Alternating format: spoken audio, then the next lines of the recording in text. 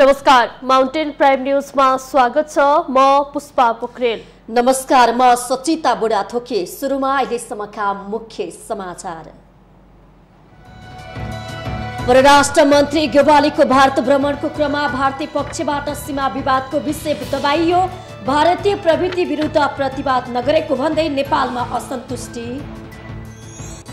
सरकार विरोधी आन्दोलनलाई सशक्त बनाउन नेकपा अध्यक्ष दाहालको आह्वान। विरोधका नाममा हुने उग्र आन्दोलनको औचित्यमा गम्भीर प्रश्न। प्रतिनिधि सभा विघटन सम्बन्धी मुद्दामा सर्वोच्चको संवैधानिक इजलासमा रिट निवेदकको तर्फबाट बहस आज पनि जारी रहने। नयाँ स्वरूपको कोरोना भाइरस नेपालमा पनि देखियो। बेलायतबाट फर्किएका 3 जनामा संक्रमण पुष्टि। सतर्कता अपनाउन स्वास्थ्य मन्त्रालयको आग्रह। पेट्रोल, डिजल र मट्टीतेलको मूल्य प्रति लिटर 2 रुपियाँका दरले बढ्यो।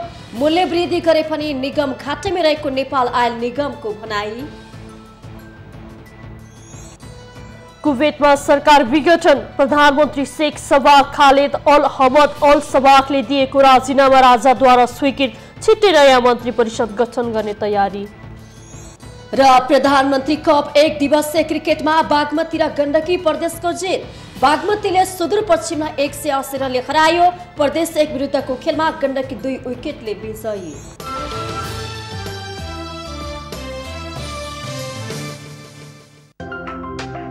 तपाईं हेर्दै हुनुहुन्छ माउन्टेन टेलिभिजन।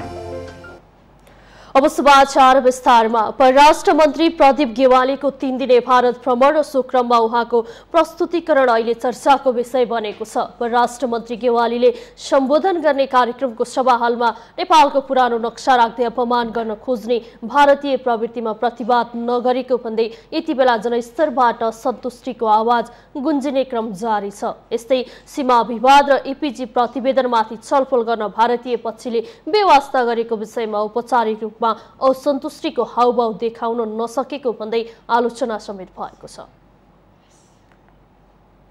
परराष्ट्र मन्त्री प्रदीप गेवालीको भारत भ्रमणलाई महत्वका साथ हेर्नेहरू निराश देखिएका छन्। एकलौटी मौनता चिर्दै भारतले नेपालसँग बिग्रेको सम्बन्ध सपार्न जुन पहल गरेको थियो त्यसकै सेरोफेरोमा उसकै निमन्त्रणा अनुसार भएको यो औपचारिक भ्रमण कुनै न कुनै दृष्टिले महत्वपूर्ण हुन सक्ने आकलन देशभित्र र देश बाहिर पनि गरिएको थियो। तर भारतले खासै महत्व दिएको देखिएन।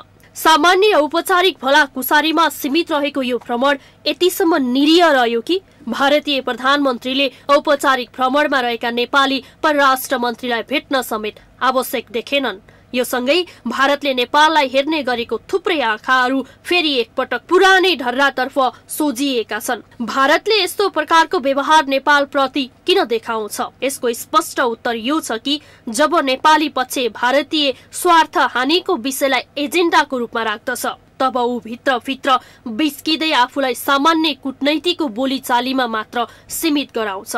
यसपटक पनि यस्तै भयो। आफ्नो स्वार्थ समेटिँदा हदैसम्म झुक्दै सम्पूर्ण शरीरभरि आलिङ्गन गर्न पछि नपर्ने भारतीय सत्ता स्वार्थ हानिसँग कति धेरै बिस्किँदो रहेछ यो भ्रमणबाट स्पष्ट भएको छ। नेपाली सत्तालाई सधैँ एउटा कुराको भ्रम रहिरहन्छ, त्यो के भने भारतीयहरू नेपाल प्रति उदार भाव राख्छन्।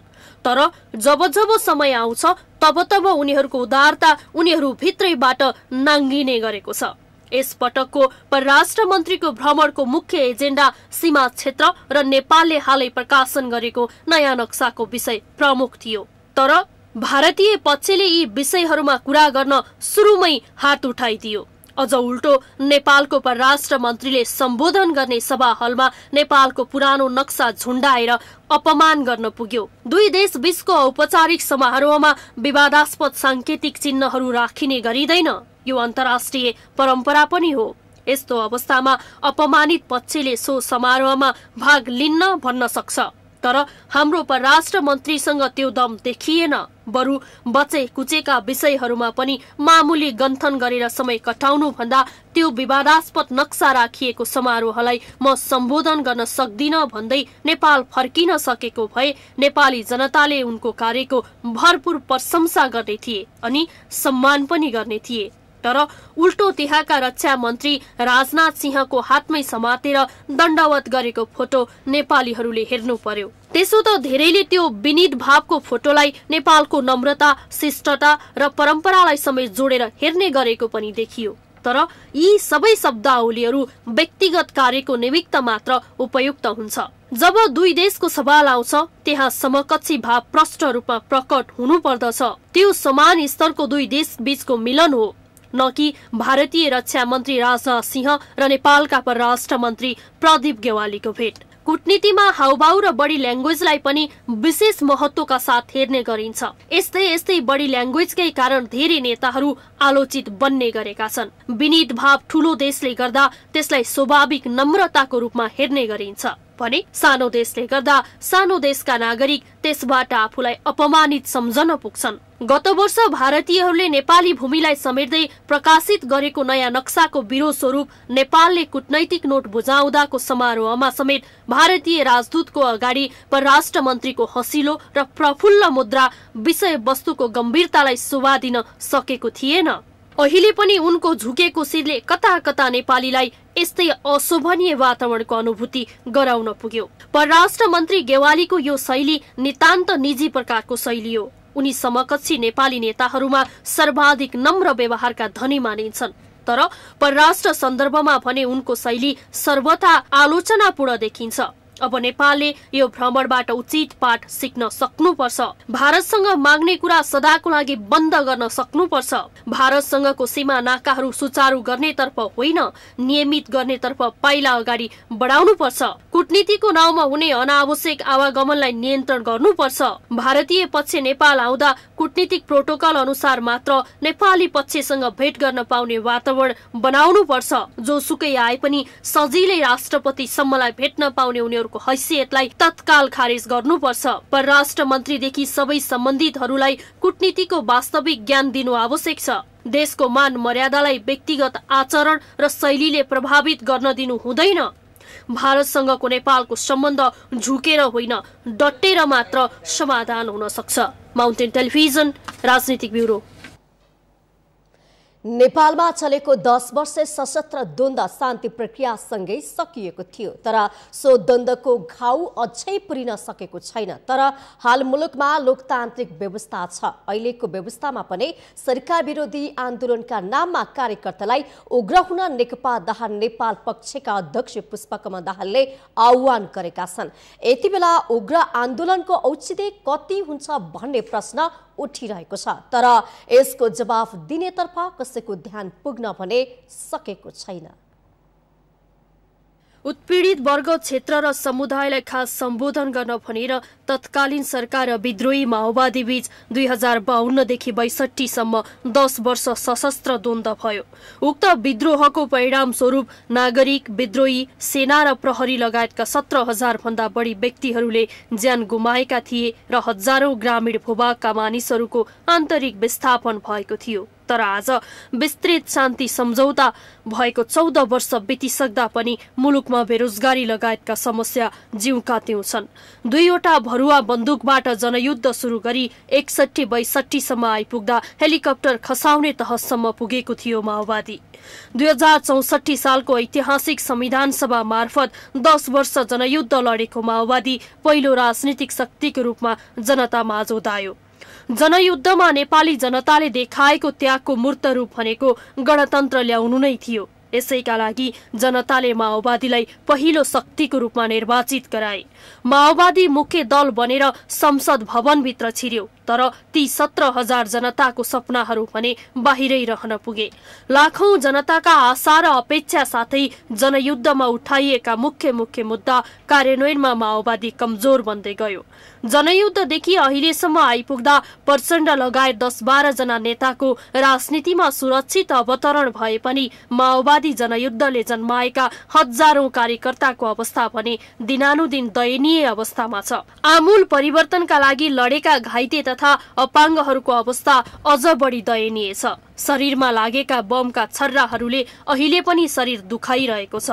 गणतन्त्र, संघीयता र धर्मनिरपेक्षताका लागि लडेका योद्धाहरू आज यही गणतान्त्रिक मुलुकमा अपराधी हुनु परेको छ। हिजो आफ्नो बुवा गुमाएर आमा गुमाएर, श्रीमान श्रीमती गुमाएर, दाजुभाइ दिदीबहिनी गुमाएर ल्याएको गणतन्त्रको कुनै अनुभूति गर्न सकेका छैनन्। आज देशमा कम्युनिस्टको सरकार छ। स्वाभाविक हो, जनताको आशा र भरोसा धेरै थिए। आज अस्पतालबाट जनयुद्धका ती घाइते र अपाङ्गहरू आफ्ना शरीरमा लागेका बमका छर्राहरू निकालिदिन आग्रह गरिरहेका छन्। जनयुद्धका कमान्डर पुष्पकमल दाहाल प्रचण्ड फेरि आँधीभेरी ल्याउने भन्दै आफ्ना नेता तथा कार्यकर्तालाई तयार रहन भन्दै भाषण गर्दै हिँडिरहेका छन्। प्रचण्डको आँधीभेरी भनेको के हो? के सधैँभरि पुष्पकमल दाहाल प्रचण्ड लगायत केही नेताको निहित स्वार्थ र सत्ताको लागि नेपाली जनताले आँधीभेरी ल्याइदिनु पर्ने हो? आँधीभेरी ल्याउने भनेर माइक ठोकेर भाषण गरिरहँदा सत्य निरूपण तथा मेलमिलाप आयोगमा करिब 64,000 बेपत्ता पारिएका मानिसहरूको उजुरीको सन्दर्भमा जवाफ दिन प्रचण्डले पर्ने कि नपर्ने? अस्पतालको बेडमा छटपटाइरहेका लडाकुहरूका शरीरमा भएका गोलीका छर्रा निकाल्नु पर्ने कि नपर्ने? जंगलबाट राजनीति सुरु गरेर संसद छिरेर देशको प्रधानमन्त्री समेत भएका व्यक्ति उत्तेजित भाषण गर्दै हिँडेका छन्। पदीय मर्यादामा बसेको मान्छेले के यस्तो उत्तेजित भाषण गर्न सुहाउँछ? कि प्रचण्डमा अझै पनि जंगली प्रवृत्ति हराएको छैन? उनलाई थाहा हुनुपर्ने हो, उनी अहिले जंगलमा नभई थुप्रै सुरक्षा संयन्त्र सहितको राज्य संयन्त्रमा छन् भन्ने कुरा। राज्य संयन्त्रमा भएर पनि के गर्नु? बोली अहिले पनि जंगली बन्दै गएको छ। जंगल जानेले जंगली बोली बोल्नु स्वाभाविक हो, तर सत्तामा बस्नेले जंगली बोली बोल्नु किमार्थ उचित हुँदैन। माउन्टेन टेलिभिजन राजनीतिक ब्युरो। प्रतिनिधि सभा विघटन सम्बन्धी रिटमाथि सोमबार पनि बहस भएको छ। निवेदकको तर्फबाट भएको बहसमा 2 जना वरिष्ठ अधिवक्ताले बहस गर्नुभएको। प्रतिनिधि सभा विघटन विरुद्ध परेको रिटमाथिको सुनवाईको क्रममा सोमबार रिट निवेदकका तर्फबाट अधिवक्ताहरू दिनमणि पोखरेल र सरोज कृष्ण घिमिरेले बहस गर्नुभएको छ। बहसको क्रममा अधिवक्ता पोखरेलले संविधानको धारा 76(7) ले संसद विघटनको अधिकार प्रधानमन्त्रीलाई नदिएको तर्क पेश गर्नुभयो। पार्टीभित्रको विवाद मिलाउन नसकेर प्रतिनिधि सभा भङ्ग गरेको भन्दै अधिवक्ता पोखरेलले सरकार चलाउन नसक्नेले राजीनामा दिनुपर्ने भनाइराख्नुभयो। त्यस्तै रिट निवेदकको तर्फबाट नै बहस गर्दै अधिवक्ता सरोज कृष्ण घिमिरेले निर्वाचनमा जाने जनताको मनस्थिति नभएको बताउनु भएको थियो।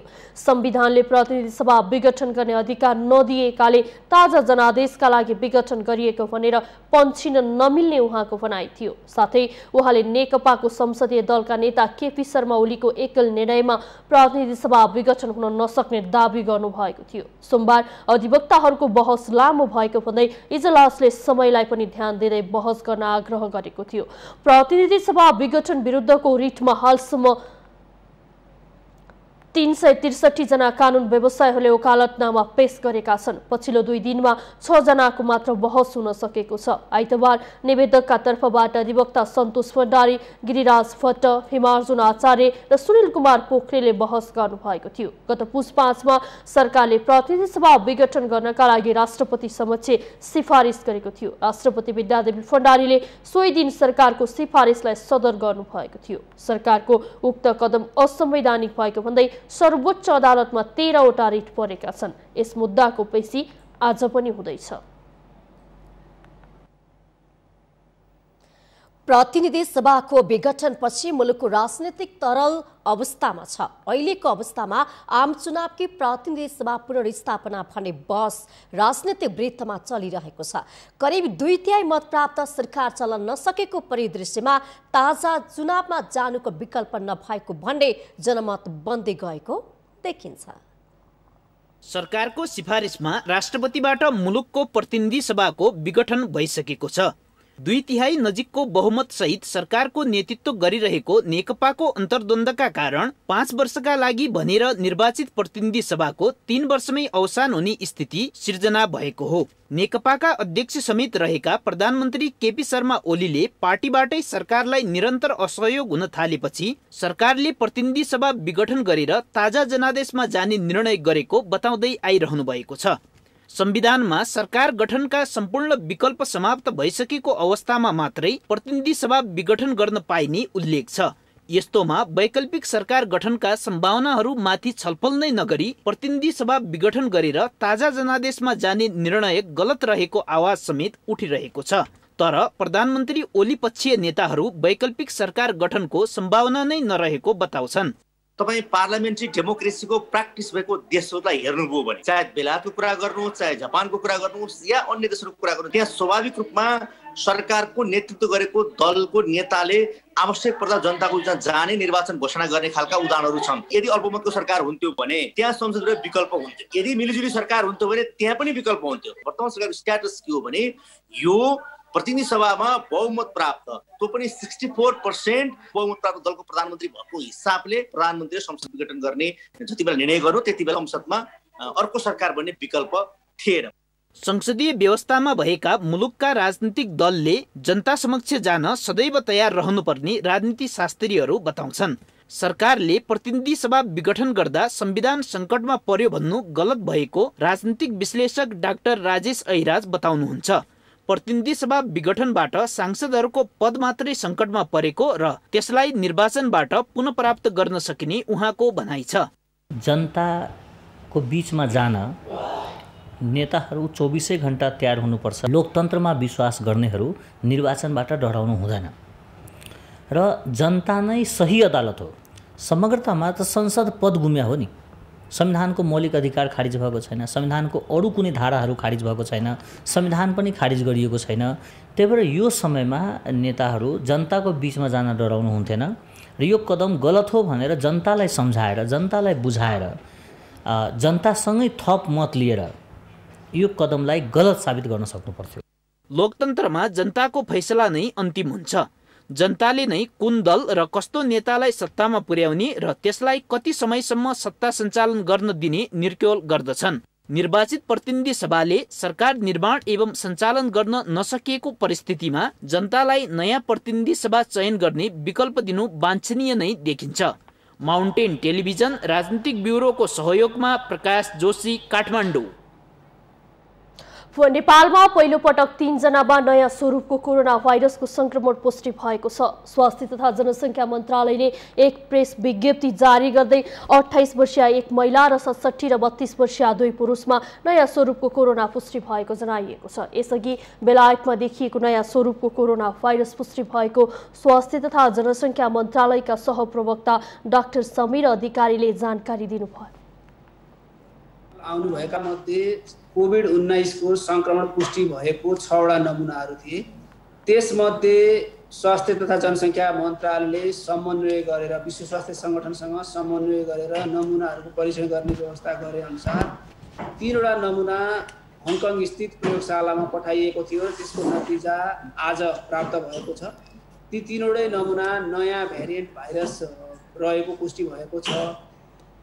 मन्त्रालयले अहिले पनि कोरोना संक्रमण जोखिम उच्च रहेको भन्दै सावधानी अपनाउनु पर्नेमा जोड दिएको छ। यसका लागि भिडभाडमा नजाने र स्वास्थ्य मापदण्ड पालना गर्नुपर्ने मन्त्रालयका सहप्रवक्ता अधिकारीको भनाइ छ।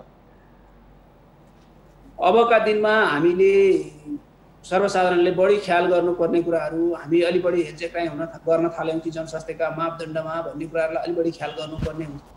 हामी सार्वजनिक स्थलहरूमा अत्यावश्यक नभइकन नजाने, जाँदाखेरि काम गर्ने ठाउँहरूमा जाँदाखेरि पनि भौतिक दूरीहरूलाई एकदमै ख्याल गर्नुपर्ने। कोही व्यक्ति विदेशबाट आउनु भएको छ अथवा त्यस्तो सङ्क्रमित क्षेत्रबाट आउनु भएको छ भने उहाँहरू क्वारेन्टाइनमा बस्ने कुराहरू हामीले अलि बढी ख्याल गर्नुपर्ने हुन्छ। हाल संक्रमण पुष्टि भएका 3 जना गत पुस महिनामा बेलायतबाट नेपाल आएका थिए। बेलायतबाट पुस 1 गतेपछि नेपाल आएका 277 जना मध्ये 6 जनामा गरिएको कोरोना परीक्षण नेगेटिभ आएको थियो। उनीहरूमा नयाँ स्वरूपको कोरोना भाइरस संक्रमण हुन सक्ने आशंका गर्दै गत पुस 27 गते उनीहरूको नमुना विश्व स्वास्थ्य सङ्गठनको सहयोगमा हङकङ पठाइएको थियो। सोही परीक्षणले संक्रमण पुष्टि गरेको हो। माउन्टेन प्राइम न्युजमा पालो भएको छ विश्रामको।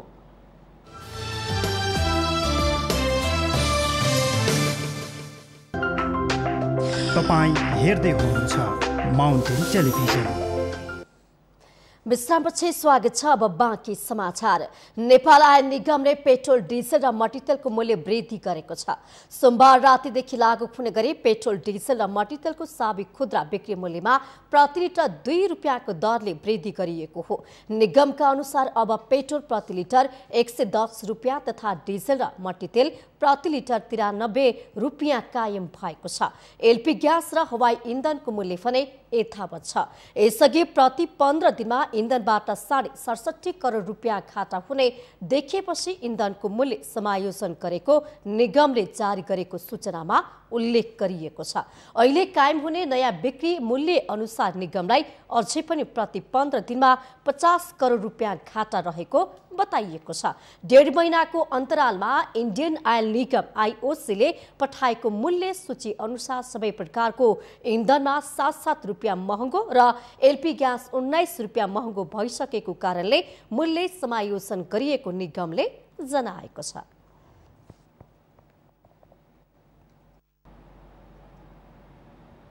दाहाल नेपाल नेतृत्वको नेकपाले प्रधानमन्त्री केपी शर्मा ओलीलाई स्पष्टीकरण सोधेको छ। दाहाल नेपाल नेतृत्वको नेकपाले प्रधानमन्त्री केपी शर्मा ओलीलाई 3 दिनभित्रमा जवाफ दिने गरी स्पष्टीकरण सोधिएको पत्र बुझाएको।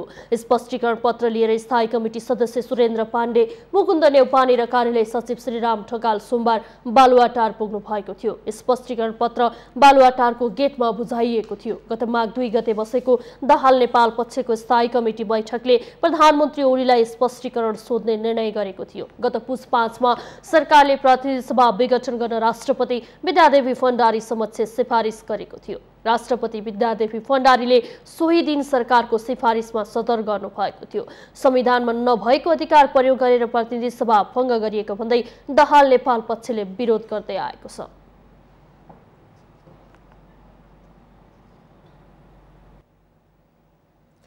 नेकपा अध्यक्ष पुष्पकमल दाहालले पार्टी एकीकरणको बेला गरिएका सहमतिमा कार्यान्वयन नभएकै कारण पार्टीमा समस्या आएको बताउनु भएको छ। सोमबार काठमाडौँमा आयोजित आफू पक्षधर अखिल नेपाल महिला संघको दोस्रो पुनः बैठकमा अध्यक्ष दाहालले पार्टी एकता हुँदा विचार र विधि पद्धतिको कार्यान्वयनमा प्रधानमन्त्री ओलीले इमानदारीता नदेखाएको कारण अहिलेको परिस्थिति सिर्जना भएको बताउनु भएको हो।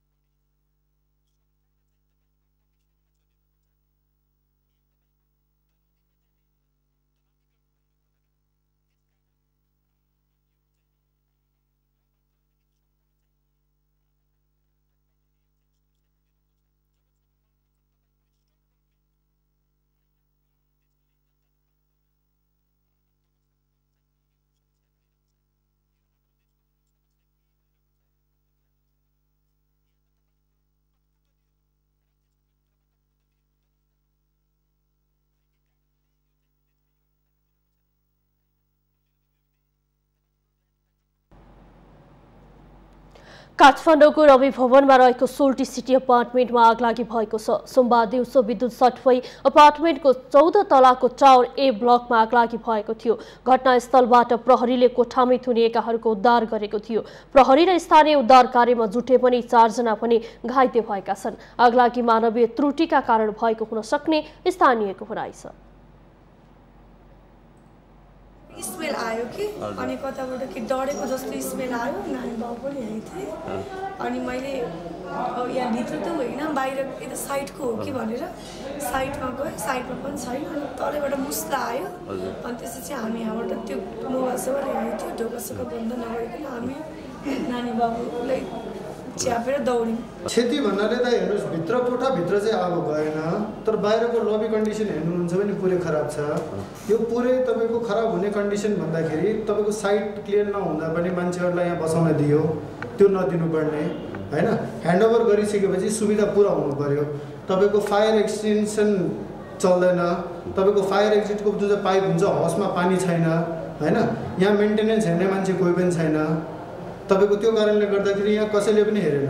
मेरो 2 दिन अगाडि बच्चा पाएको 2 दिनको बच्चालाई आज यस्तो गाह्रो भएर शहीद मेमोरियल हस्पिटलमा लगेको छु। यति क्षति आउने थिएन। यो क्षति आउनुको कारण के हो कि तपाईँको इलेक्ट्रिक डक र तपाईँको फ्ल्याटहरूको गेट सँगैसँगै हुनाले गर्दा यो बढी तपाईँको क्षति पुग्यो। तपाईँको फायर एक्सटिङ्ग्विसर साइडमा हुँदा पनि त्यसमा तपाईँको पानी नआउनुको कारणले यसमा दमकलहरू बोलाउनु पर्ने थिएन। विद्युत सर्ट भएर आगो लागेपछि अपार्टमेन्टमा रहेका मानिसहरू तत्कालै बाहिर निस्किएका थिए। नेपाली सेना, नेपाल प्रहरी जुद्ध वारुण यन्त्रले आगो निभाउने प्रयास सुरु गरेको थियो। दिउँसो 1 बजे सुरु भएको आगलागी 4 घण्टापछि नियन्त्रणमा आएको प्रहरीले जनाएको छ।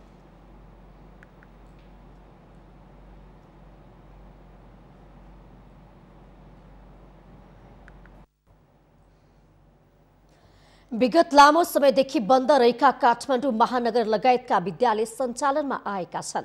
यसअघि पनि भर्चुअल माध्यमबाट कक्षा सञ्चालन हुँदै आएकोमा सरकारले स्वास्थ्य मापदण्ड अपनाई विद्यालय सञ्चालन गर्न अनुमति दिएसँगै काठमाडौँ महानगरका विद्यालय माघको पहिलो साताबाट सञ्चालनमा आएका हुन्। लामो समयपछि भौतिक रूपमा विद्यालयमै सहभागी भई पठन पाठन गर्न पाएकोमा विद्यार्थी भने उत्साहित भएका छन्।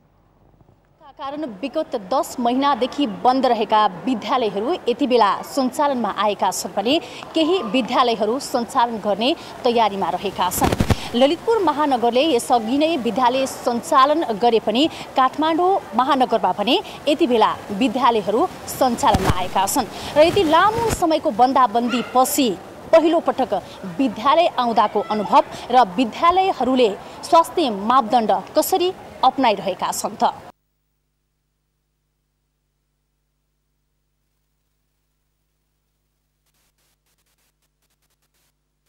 सेनिटाइजरहरू या हात धुने यस्तै यो तातो पानी खानेहरू त्यस्तो उहरू मिलाइदिनु भएको छ। सजिलै डिस्टेन्स मेन्टेन गरिरहेका छौँ। हामीले मास्कहरूको प्रयोग गरिरहेका छौँ। गेटबाट छिर्नुभन्दा अगाडि सेनिटाइजरको प्रयोग गरिरहेका छौँ। यस्तो डिस्टेन्स मेन्टेन गरेर यता टोयलेट उता जाने क्लासमा डिस्टेन्स मेन्टेन गरेर राख्नु भएको छ।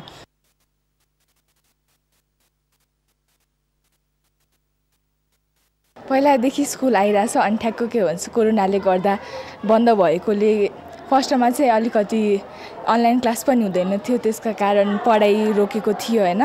अनि अनलाइन क्लास सञ्चालन भए तापनि अनलाइन क्लासको त्यो कहिलेकाहीँ अब टिचरहरूको पनि टेक्निकल प्रब्लमका कारण अनलाइन क्लास नै हुन सक्दैन थियो। अनि अहिले ठ्याक्क सबै सुरक्षित मापदण्डहरू अपनाएर विद्यालय सञ्चालन भएको छ। इभन विद्यालयमा मात्र नभइकन घरमा पनि सरसफाइ गर्नुपर्ने अनि परिवारमा पनि त्यो किसिमको एउटा अवेरनेस रहनुपर्ने यो किसिमको कुराहरू एक आपसमा हामी सूचना प्रसारित गर्दै बच्चाहरूलाई सुसूचित बनाउँदै सुरक्षाका मापदण्डहरू प्रयोग गरेर जति चाहिँ प्रोटोकलहरू छन् सोही अनुरूप चाहिँ हामी अगाडि बढ्ने तयारी गर्दै केही कक्षाहरू चाहिँ हिजोबाट र केही कक्षाहरू आजबाट सुरुवात गरेका छौँ। धेरै बच्चाहरूले चाहिँ अब यो छ नि मिसयुज गरेको हामीले पाइयौँ र यो कारणले गर्दा अहिले सुरुको फेजमा यो माथिको लेभल नै एकचोटि हामी सुरु गरौँ भनेर यो आजको दिनदेखि हामीले 7 to 10 सम्म पनि फर्स्ट सेकेन्ड फेजको रूपमा हामीले चलाएका छौँ। त्योभन्दा मुनिको क्लासेसहरू रन गर्नको लागि हामीले प्यारेन्ट्सको हामीले चाहिँ यो के भ्यूहरू लिनको लागि हैन हामी स्टडी गरिरहेछौँ। हामीले अनलाइन फर्म पठाएर सर्वे गरिरहेछौँ। यति बेला भौतिक रूपमै कक्षा सञ्चालन हुँदा विद्यार्थीहरू उत्साहित देखिएका छन्। तर जोखिम भने अझै टरिसकेको अवस्था भने छैन। त्यसैले परिवारदेखि विद्यालयसम्मले स्वास्थ्य सुरक्षा अपनाउन जरुरी देखिन्छ। क्यामेरामा निखिल कपालीका साथमा अप्सरा गौतम, काठमाडौँ। माउन्टेन 5 न्यूजमा पुनः पालो भएको छ विश्रामको।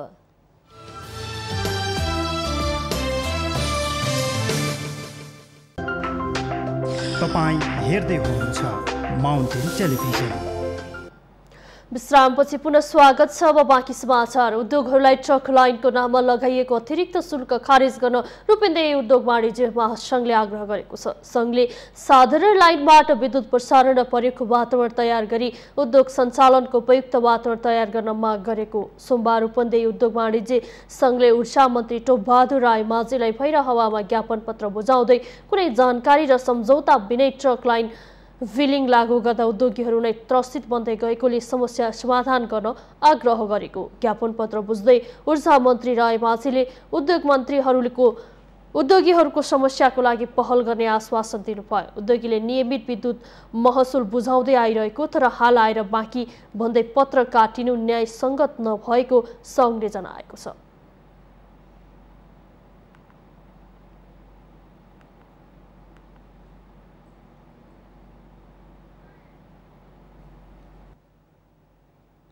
सरकारले गरेको संसद विघटन पूर्ण रूपमा असंवैधानिक रहेको विघटित प्रतिनिधि सभाकी सदस्य डाक्टर डिला साङ्ग्रोलाले बताउनु भएको छ।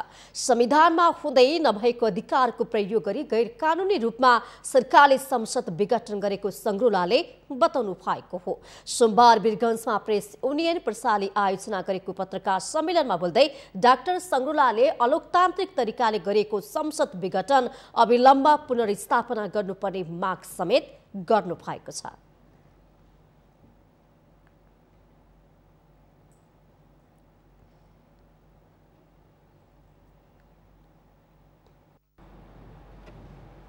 सुदूरपश्चिमको प्रमुख पर्यटकीय गन्तव्य खत्तरमा पर्यटक भित्राउने योजनासहित भिजिट खत्तर हेली टुर अभियान सुरु गरिने भएको छ।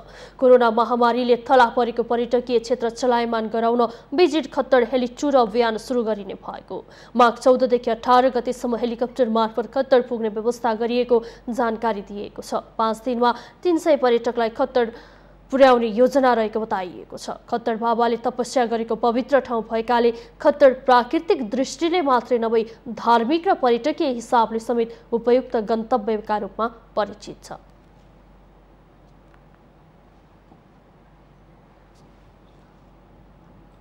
माउन्टेन प्राइम न्युजमा पुनः पाल भएको छ विश्रामको।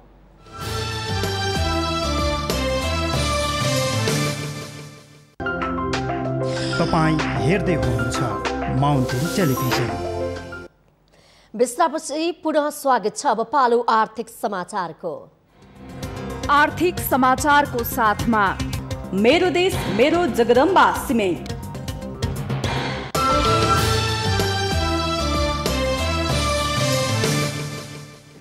जाडो बढेसँगै कैलालीको चुरे क्षेत्रका पशुपालक किसानहरू बेसी झर्न थालेका छन्। उच्च पहाडी भूभागमा अत्याधिक जाडो हुने भएकाले उनीहरू वर्षेनी आफूले पालेका पशुसहित चराउन बेसी झर्ने गरेका छन्। बेसीका अस्थायी टहरामा जाडो याम बिताएर उनीहरू पुनः घर फर्कने गरेका छन्। कैलालीको मोहन्याल गाउँपालिकाका किसानहरू गाई बाख्रा सहित बेसी झर्न थालेका छन्। उच्च पहाडी भूभागमा अत्याधिक चिसो हुने भएकोले जाडो छल्न उनीहरू पशुसहित बेसी झर्ने गरेका हुन्। जाडोयाममा बेसीमा न्यानो र अनुकूल वातावरण हुने तथा घाँसपात समेत पर्याप्त हुने भएकोले वर्षेनी गोठ सारेर उनीहरू बेसी झर्ने गरेका छन्। यहाँ हामी बाख्रा पाल लागेका, उहाँ ठन्डी हुन्छ, बाख्रा बिहायो भने उहाँ पाठा निमुनि भएर मर्छन्, घाँस खान्नन्, घाँस भए पनि उहाँ फस्टाउनन् बाख्रा।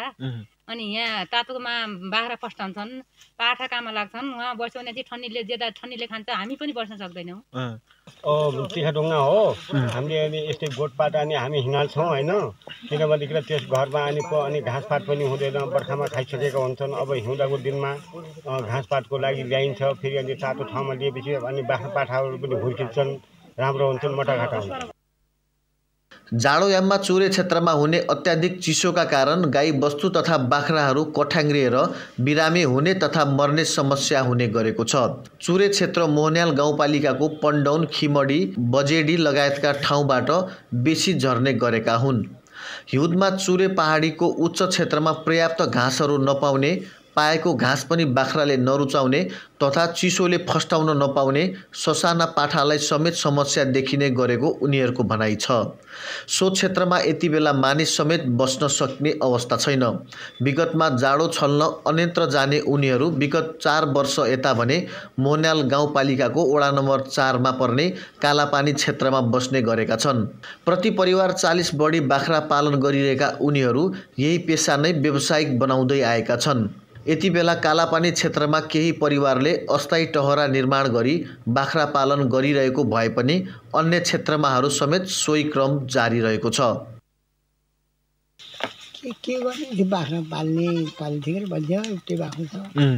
अब कोही दिनमा छोरा इन्डिया छन् आएपछि यहाँ जाडो हुन्छ त्यहाँ जाडोको लागि कहीँ 1-2 महिना ताता लागिरहेको। किन वहाँ के हुन्छ र जाडो हुँदा? अलि चिसो हुन्छ। होइन जाडो हुँदा के हुन्छ बाख्राहरूलाई? रोग लाग्छ, चिसो हुन्छ अनि त्यहाँ रोगी हुन्छ धेरै जस्तो मौसम पाठापट्टिहरू। जङ्गलमै अस्थायी टहराको बासले केही जोखिम त निम्त्याएको छ नै, उनीहरूका लागि स्वच्छ खानेपानीको समेत समस्या देखिएको छ। स्वास्थ्यको पहुँचमा पनि खासै पुग्न नसकेका उनीहरूले जङ्गली जडीबुटीको प्रयोग नै बढी गर्ने गरेका छन्।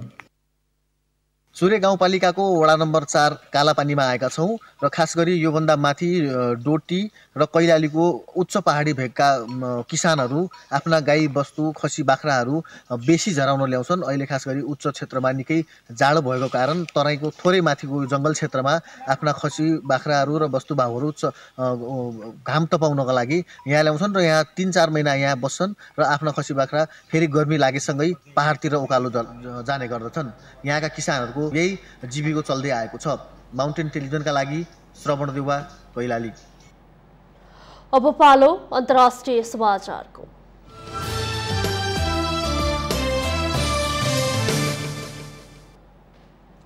कुवैत सिटी अर्थात् कुवैतको सरकार विघटन भएको छ। प्रधानमन्त्री Sheikh Sabah Khalid Al Ahmad Al सबाहले दिएको राजीनामा राजा Sheikh Sabah Al Ahmad Al Jaber Al सबाहले सोमबार स्वीकृत गरेसँगै सरकार विघटन भएको।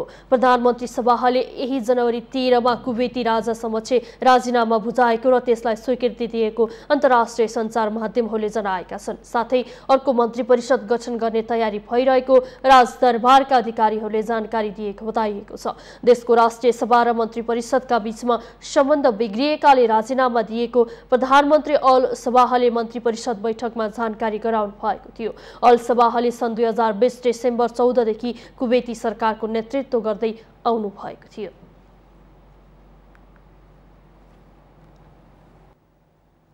अब पालो खेल समाचारको।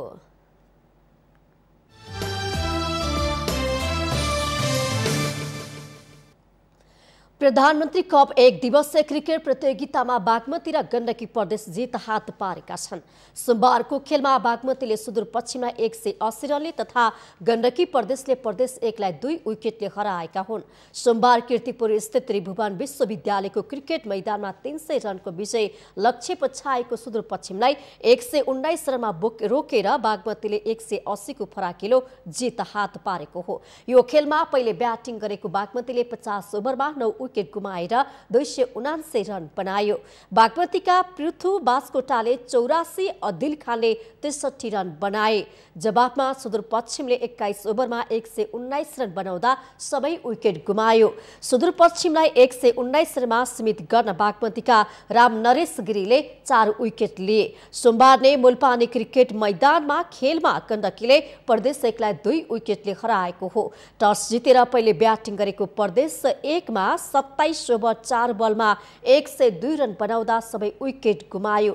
प्रदेश 1 लाई सस्तेमा आउट गर्न गण्डकीका सुभाष भण्डारी र विशाल पौडेलले 4-4 विकेट लिए। विशालले ह्याट्रिक सहित 4 विकेट लिए। जवाफमा गण्डकीले 37 ओभरमा 8 विकेट गुमाउँदै लक्ष्य पूरा गर्यो। माउन्टेन प्राइम न्यूजमा पुनः पालो भएको छ विश्रामको।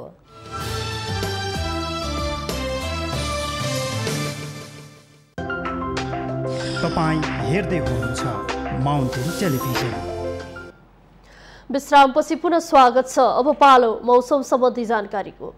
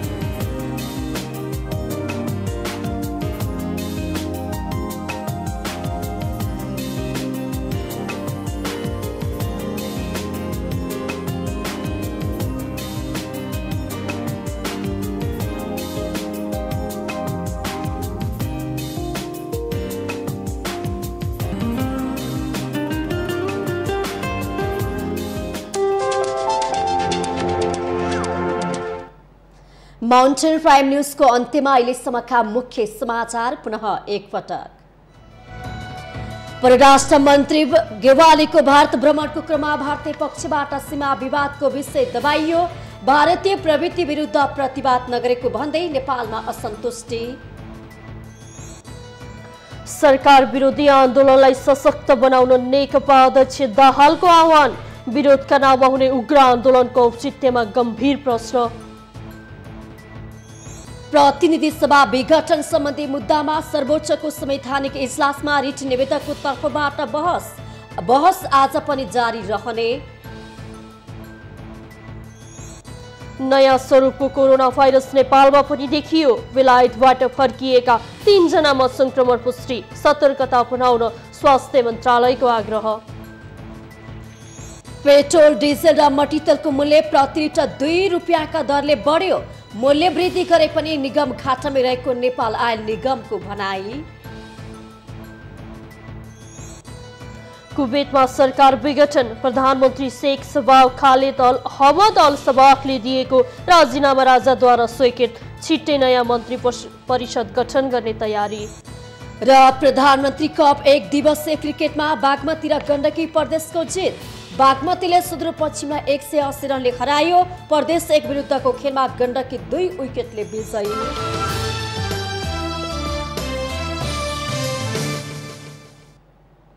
माउन्टेन प्राइम न्यूज अहिलेलाई यति नै। सत्य, तथ्य र निष्पक्ष समाचारका लागि हेर्दै रहनुहोला माउन्टेन टेलिभिजन। नमस्कार।